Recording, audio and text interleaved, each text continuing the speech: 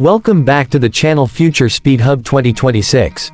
Today we are taking a closer look at one of the most important armored vehicles from World War II, the Japanese Type 97 Kaiha medium tank. Known as the workhorse of the Imperial Japanese Army during the Second World War, this tank played a significant role across multiple battlefronts, from the jungles of Southeast Asia to the Pacific Islands. Even though it was not the heaviest or most advanced tank of its time, the Type 97 Kaiha carried with it a legacy that tells us much about the strategies, technologies, and limitations of Japan's wartime armored forces. The Type 97 Kaiha was developed in the late 1930s as a replacement for earlier Japanese light tanks. At the time, Japan realized that its older tank designs were underpowered and outmatched by the armored vehicles being produced by rival nations. The Kaiha was designed to fill the role of a medium tank, giving the Japanese army more flexibility in both offensive and defensive operations. It weighed around 15 tons, which made it relatively light compared to tanks like the American Sherman or the Soviet T-34. This lighter weight, however, made it more suitable for deployment in rough jungle terrains and island operations, where heavier tanks often struggled. One of the key features of the Kaiha was its 57mm gun, which was adequate during its early service years but soon proved to be underpowered against the increasingly armored Allied tanks. Later, an upgraded version, known as the Type 97 Shinoto Kaiha, was fitted with a more powerful 47mm high-velocity gun.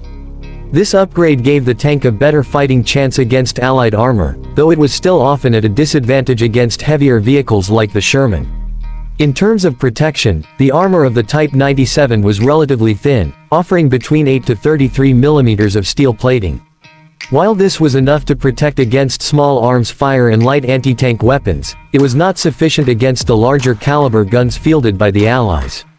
This vulnerability meant that the crews operating the Kaiha had to rely heavily on speed, maneuverability, and tactics rather than brute force.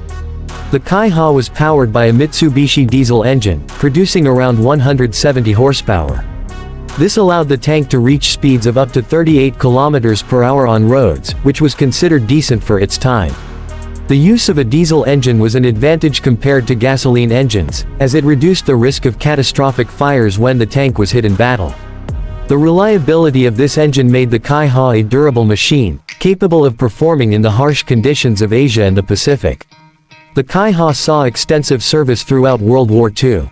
It first entered combat during the conflict in China and was later deployed during Japan's early conquests in the Pacific, including the Philippines, Malaya, and Burma.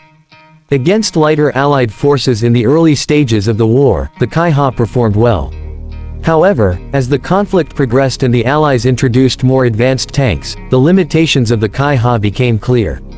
Battles such as those in the Philippines in 1944 and on the island of Saipan highlighted how outmatched the Kaiha was against the Sherman.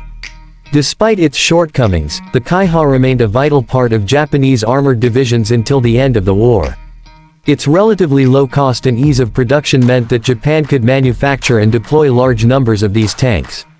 After the war, captured Kaiha tanks were even used by other nations in Asia, including China, where they continued to see limited service in the years that followed.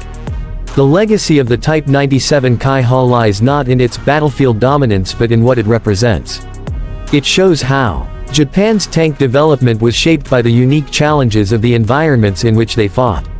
It also reflects the technological gap between Japan and the major tank-producing powers of the time.